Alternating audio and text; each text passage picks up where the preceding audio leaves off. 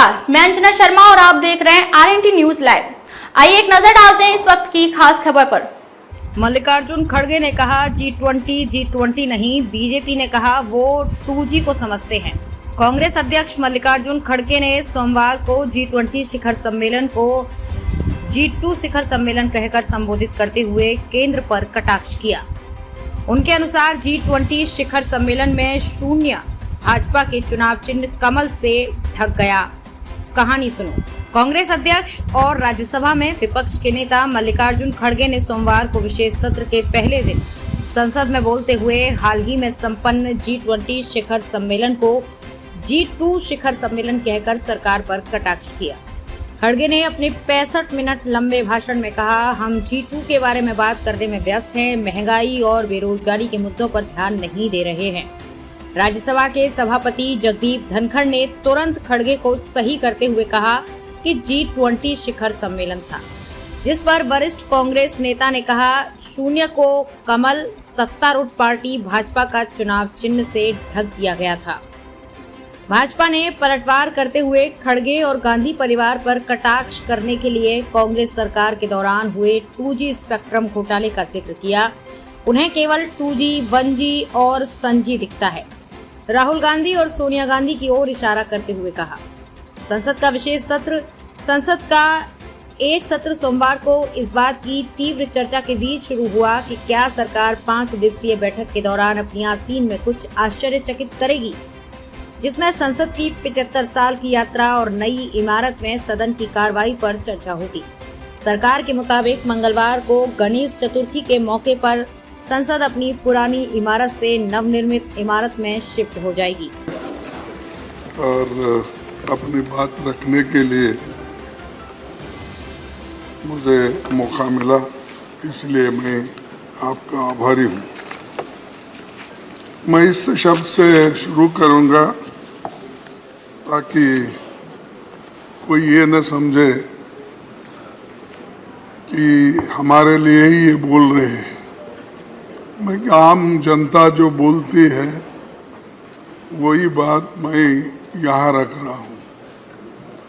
और संविधान आगे ये भी बोलूँगा कि संविधान कैसा बना और संविधान के तहत हम कहाँ तक चल पाए और संविधान ने कितनी हमको आज़ादी दी है, उसका हम कहाँ तक किस ढंग से अच्छी तरीके से देश को बनाने में हम इस्तेमाल कर रहे हैं, ये बहुत बड़ी बात है। ठीक है, आपके भाषण में तो आपके अचीवमेंट भी आए, आपके अनुभव भी आए और आप जो चाहते थे उसको यहाँ पर रखने की कोशिश की है। लेकिन मैं इससे शुरू करता हूँ। बदलना है तो अब हालात बदलो, बदलना है तो अब हालात बदलो, ऐसे नाम बदलने से क्या होता है। देना है तो युवाओं को रोजगार दो, सबको बेरोजगार करके क्या होता है। दिल को थोड़ा बड़ा करके देखो, लोगों को मारने से क्या होता है। दिल को थोड़ा बड़ा करके देखो, लोगों के मारने से क्या होता है। कुछ कर नहीं सकते तो कुर्सी छोड़ दो। बात बात में डराने से क्या होता है। बात में डराने से क्या होता है। अपनी हुक्मरानी पर तुम्हें गुरूर है, लोगों को डराने से धमकाने से क्या होता है। बदलना है तो अब हालात बदलो, ऐसे नाम बदलने से क्या होता है और यहाँ से वहाँ जाने से और क्या होने वाला है। सर,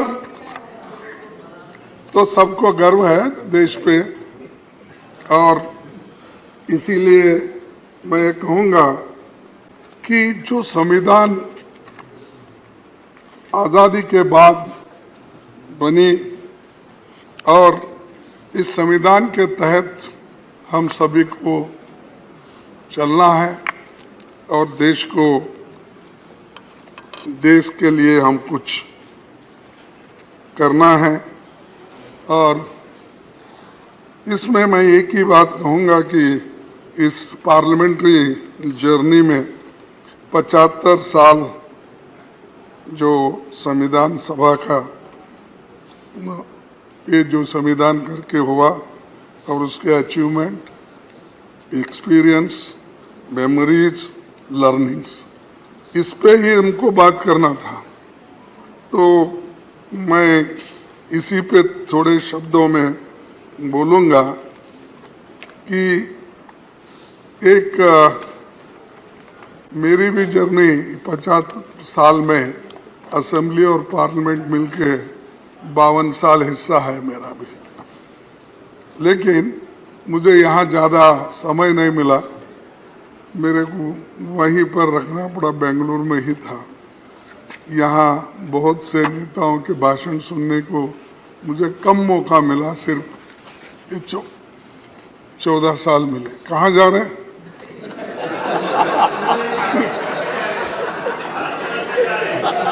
नहीं, बड़ी गड़बड़ी में जा रहे थे तो मुझे लगा, बड़ी गड़बड़ी में जा रहे तो मुझे लगा, तो इसलिए पूछा। ये टच करना कानून का उल्लंघन भी है। अब ये साहब हमारे हाउस में उल्लंघन बहुत होते हैं, फिर भी आप दिलदार हैं, उसको संभाल लेते हैं। उसीलिए मैं बोला उसको संजय सिंह को और चड्ढा को बुला लो। आगे वही चिंता थी मेरे को, उधर गए फिर क्या।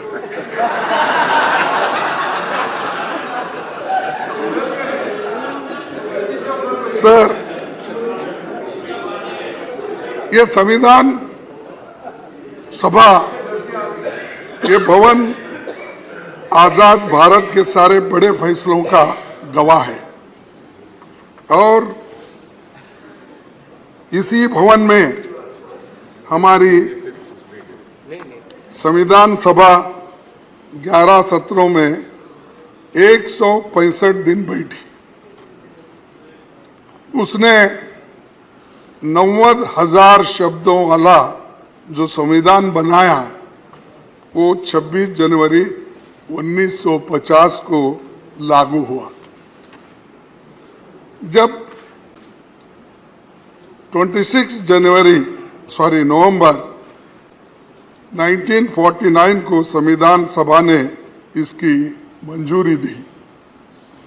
वहाँ की बहस सुनने के लिए करीब 53,000 लोग आए थे, विजिटर्स, यानी इस मौके पे। सभापति जी, आपने अपने जयपुर के पीठासीन अधिकारी सम्मेलन में संविधान सभा के 11 सत्रों के व्यवधान रहित संचालन को एक आदर्श स्थिति कहा था, यानी किस ढंग से वो चला और कितनी अच्छी थी, यह आपने जयपुर के अपने मीटिंग में अपने वक्तव्य में कहा। तो ऐसा वो एक वक्त था जो सबको लेके लोग चलते थे और लोकतंत्र को ठीक ढंग से ठीक रास्ते पे ले जाने के लिए कितनी कोशिशें होती थी, इससे ये अंदाजा लगता है। उस वक्त कौन थे प्राइम मिनिस्टर? पंडित जवाहरलाल नेहरू। नहीं सर, आपकी याददाश्त बहुत अच्छी है, इधर क्यों देख रही? नहीं, इधर ये टैक्टिकल है। मतलब ऐसे लगता है कि बहुत अच्छा स्क्रिप्ट किया हुआ है। साहब मेरे आपको याद दिला रहे थे साहब, सर, आपको याद दिला रहे थे जरा। नहीं, बिल्कुल ऐसा ही था, क्योंकि तब राष्ट्र की बुनियाद रखने का काम हो रहा था, बुनियाद रखना। और बुनियाद के अंदर जो पत्थर जाते हैं वो दिखते नहीं, और जब वॉल पे आप नाम लगाते हो वही दिखते हैं। आप कभी भी जाइए साहब, आप तो 2-4 अनेक कोर्ट तो उद्घाटन किए होंगे अब तक, कहीं भी जाइए जो बिल्डिंग ठहरती है बुनियाद पर, वो अंदर के मजबूत पत्थर किसको भी नहीं दिखते, लेकिन ऊपर का नाम। माने खड़गे जी, मैं हाल में भारत मंडपम गया था। हाँ देखिए, नींव भी देखी और ऊपर भी देखा। यही मैं बोल रहा हूँ, आप बहुत से लेकिन देखते हैं। दुनिया के नेताओं ने जो मुझे कहा, सर बोलने दीजिए, आश्चर्यचकित हो गया। सर बोलने दीजिए। उसकी नींव का भी आधार समझ में आ गया, ऊपर का भी समझ में आ गया। उसीलिए साहब इतने बिल्डिंग्स, आप कौन से भी इमारत बनी होगी, राजे रजवाड़ों के महल बने होंगे, और हमारी पार्लियामेंट बनी, पहले की पार्लियामेंट है, नई है, और कुछ कल जाने में अभी वो दिक्कत है, कौन देखे कौन नहीं दे, हमारी जगह कहाँ है वो भी ढूंढना पड़ेगा। उसमें मैं आपकी मदद करूंगा। अच्छा, और आज ही करूंगा। चलो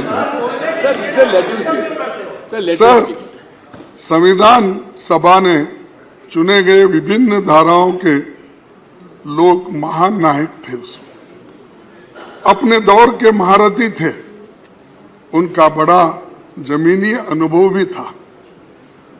स्वतंत्रता, समानता, न्याय, मानवीय गरिमा और लोकतंत्र उनकी नसों में समाया था, क्योंकि उसके लिए ही तो वो लड़ रहे थे। इसीलिए संविधान निर्माताओं ने हमें जो संविधान दी है, वही हमें आज भी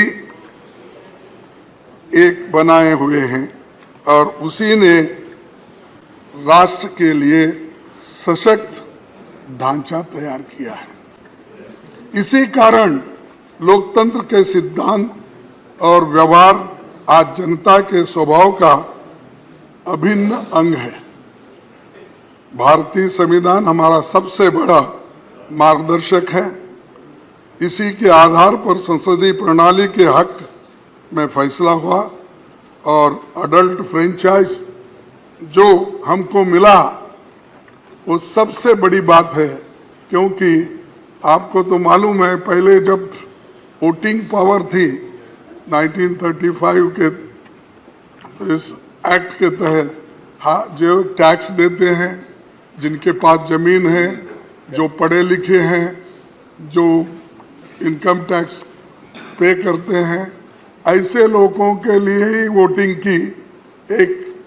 वोटिंग का अधिकार था। लेकिन हमने जो संविधान बनाया,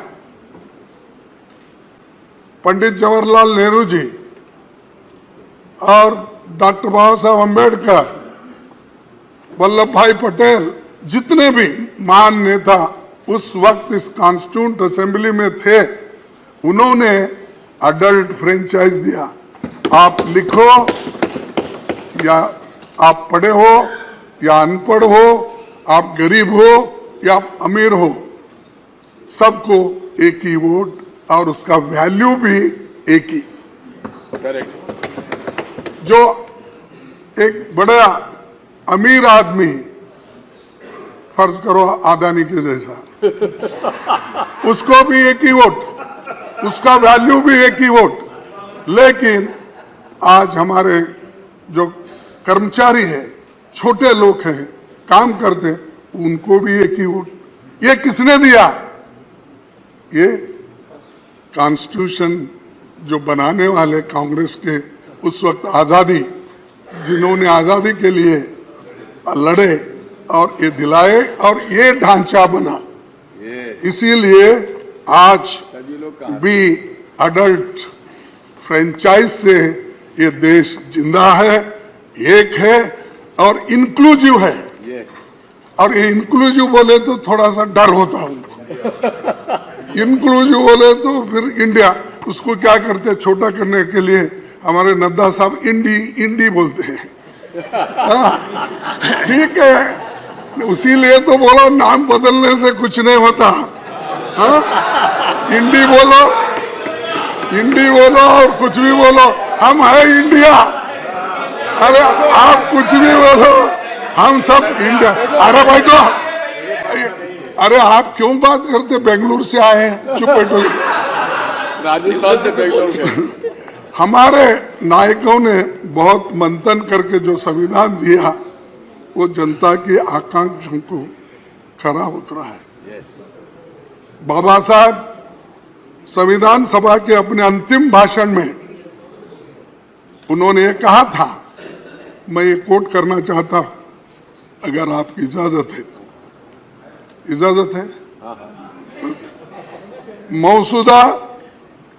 मसौदा समिति का कार्य बहुत ही कठिन हो जाता यदि ये संविधान सभा विभिन्न विचार वाले व्यक्तियों का एक समुदाय मात्र होती, विभिन्न विचारधाराओं के लोगों का एक समुदाय होता, एक उखड़े हुए फर्श के समान होती, जिसमें कहीं एक काला पत्थर होता तो कहीं सफेद, और जिसमें प्रत्येक व्यक्ति या प्रत्येक समुदाय स्वयं अपने को विधिवेता समझता, सिवाय उपद्रव के और कुछ नहीं होता। तो उस वक्त बोल रहे कि इतने सब रहने से उपद्रव के कुछ नहीं होता। सभा में कांग्रेस पक्ष की उपस्थिति ने इस उपद्रव की संभावना को पूर्णतः मिटा दिया और इसी के कारण कार्यवाहियों में व्यवस्था और अनुशासन दोनों बने। कांग्रेस पक्ष के अनुशासन के कारण ही मसौदा समिति यह निश्चित रूप में जानकर कि प्रत्येक अनुच्छेद और प्रत्येक संशोधन। खबरों में अब तक के लिए बस इतना ही। फिर होगी आपसे मुलाकात कुछ ऐसे ही खास खबरों के साथ। तब तक के लिए नमस्कार और देखते रहिए RNT न्यूज लाइव।